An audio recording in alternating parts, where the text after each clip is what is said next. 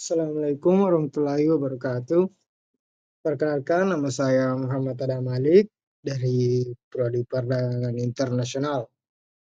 Pada kali ini saya akan mempresentasikan tugas ke-14 saya, tugas dari mata kuliah tarifikasi perdagangan internasional. Dosen saya yang saya hormati, Pak Bahar, dan rekan-rekan teman sekalian. Ya, presentase saya kali ini yaitu berjudul Harmonisasi Tarif dalam Kerangka RCEP atau Regional Comprehensive Economic Partnership terhadap neraca perdagangan yang ada di Indonesia. Tanpa berlama-lama, kita langsung saja masuk pada latar belakang. Latar belakang, harmonisasi tarif dalam kerangka regional komprehensif, economic partnership atau yang biasa disebut RCEP, memiliki implikasi signifikan terhadap neraca perdagangan Indonesia. RCEP yang melibatkan 15 negara anggota bertujuan untuk menciptakan kawasan perdagangan bebas terbesar di dunia. Salah satu komponen utamanya adalah penurunan dan penghapusan tarif untuk berbagai produk dalam waktu tertentu. Bagi Indonesia, harmonisasi tarif ini membuka peluang ekspor yang lebih besar, terutama untuk produk-produk unggulan seperti tekstil, elektronik, dan hasil pertanian. Selanjutnya, kita masuk pada permasalahan di sini. Saya mengangkat 3 masalah. Yang pertama ada bagaimana pengaruh harmonisasi tarif dalam rangka RCEP terhadap peningkatan ekspor Indonesia, terutama pada ekspor unggulan seperti manufaktur dan pertanian. Permasalahan yang kedua, apa dampak harmonisasi tarif RCEP terhadap peningkatan impor dan persaingan dengan produk dalam negeri di luar domestik Indonesia. Permasalahan yang ketiga ada bagaimana kebijakan harmonisasi tarif dalam rangka RCEP mempengaruhi keseimbangan neraca perdagangan Indonesia secara keseluruhan.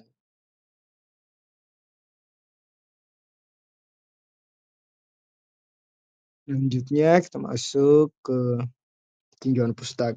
Ya, tinjauan pustaka. Menurut Kementerian Perdagangan RI atau Republik Indonesia pada tahun 2020, harmonisasi tarif dalam RCEP dirancang untuk meningkatkan akses pasar dan menciptakan daya saing yang lebih baik bagi negara-negara anggota termasuk Indonesia. Adapun studi oleh Badan Kebijakan Fiskal atau BKF pada tahun 2021 menunjukkan bahwa sektor unggulan Indonesia seperti tekstil, alas kaki, produk pertanian, dan elektronik berpotensi meningkatkan pangsa pasar di kawasan RCEP.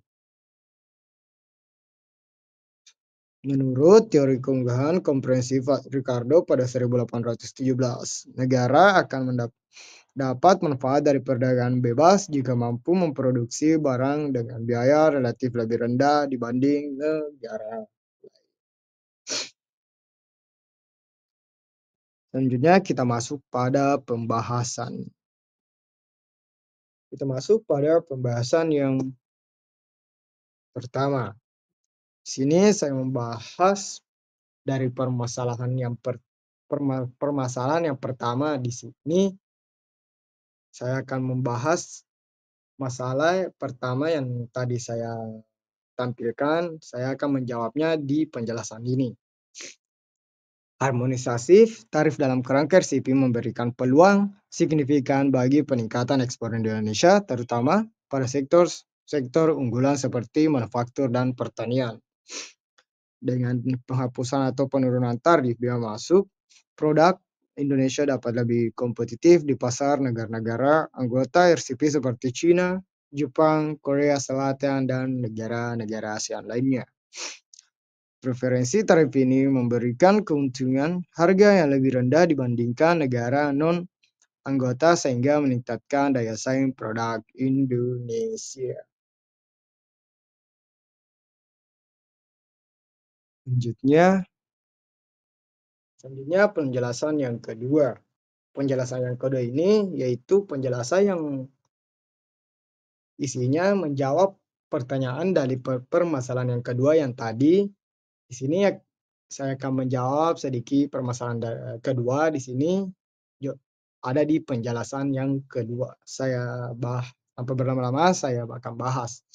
Harmonisasi tarif dalam kerangka RCP berpotensi meningkatkan impor ke Indonesia karena tarif yang lebih rendah akan mempermudah masuknya produk dari negara-negara anggota ke pasar domestik. Produk-produk yang memiliki daya saing tinggi dari negara Cina, Jepang, dan Korea Selatan kemungkinan besar akan mendominasi pasar Indonesia, terutama dalam kategori barang elektronik, mesin, dan produk manufaktur lainnya.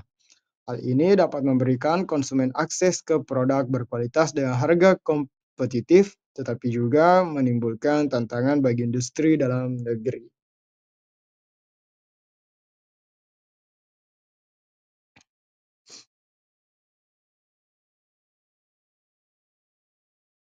Selanjutnya kita masuk pada pembahasan yang ketiga. Pembahasan yang ketiga ini sama juga menjawab dari permasalahan yang di permasalahan poin ketiga. Di sini saya akan sedikit menjelaskan permasalahan di penjelasan yang ketiga ini. Disinilah letak dari permasalahan itu. Di sini saya akan menjawab dari penjelasan yang ketiga ini. Kebijakan harmonisasi tarif dalam rangka RCP dapat mempengaruhi keseimbangan neraca perdagangan Indonesia secara signifikan tergantung pada bagaimana ekspor dan impor bereaksi terhadap penurunan atau penghapusan tarif. Secara teoritas, harmonisasi tarif memberikan peluang peningkatan ekspor karena Indonesia menjadi lebih kompetitif di pasar negara-negara anggota RCEP. Jika ekspor meningkat lebih cepat daripada impor, hal ini dapat memperbaiki posisi neraca perdagangan Indonesia secara keseluruhan. Adapun kesimpulan dari materi saya pada kali ini, itu kesimpulannya harmonisasi tarif dalam kerangka RCEP membawa peluang sekaligus tantangan bagi neraca perdagangan Indonesia. Di satu sisi, penurunan tarif dapat meningkatkan daya saing ekspor Indonesia, khususnya pada sektor unggulan seperti manufaktur, pertanian, dan produk berbasis sumber daya alam. Hal ini membuka akses lebih luas ke pasar-pasar besar negara-negara anggota RCEP yang berpotensi memperbaiki posisi neraca perdagangan Indonesia.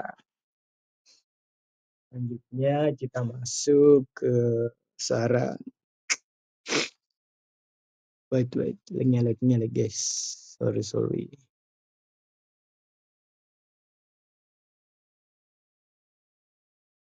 Ya, selanjutnya kita masuk pada saran materi saya pada kali ini. Saya di sini mengangkat 3 saran. Yang pertama ada meningkatkan daya saing produk domestik. Yang kedua ada diversifikasi produk ekspor.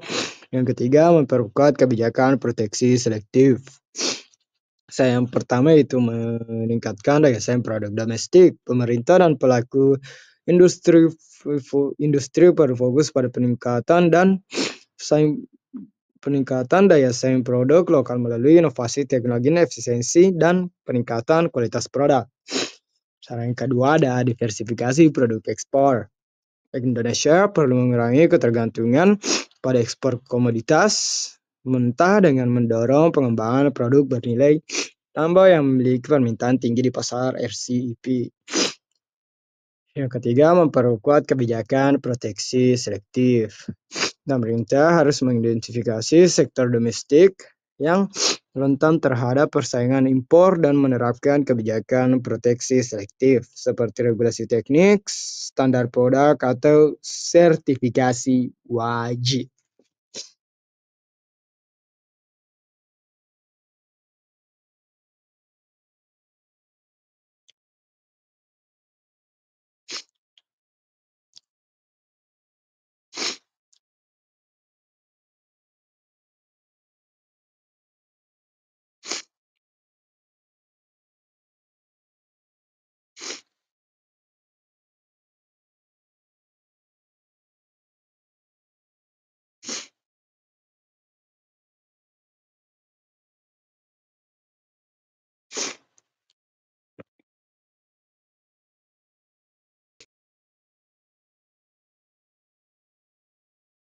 Sorry guys, ya mungkin itu sedikit materi dari saya atau persentase saya pada kali ini. Mohon maaf bila ada kesalahan kata yang atau yang lainnya, karena kesempurnaan itu hanya milik Allah. Ya, mungkin itu saja persentase saya kali ini. Saya tutup persentase saya. Wabillahi taufiq wal hidayah. Wassalamualaikum warahmatullahi wabarakatuh. Thank you very much. See you the next video. Dadah. Sampai jumpa di video selanjutnya. Teman-teman, jangan lupa like and subscribe. Mantap.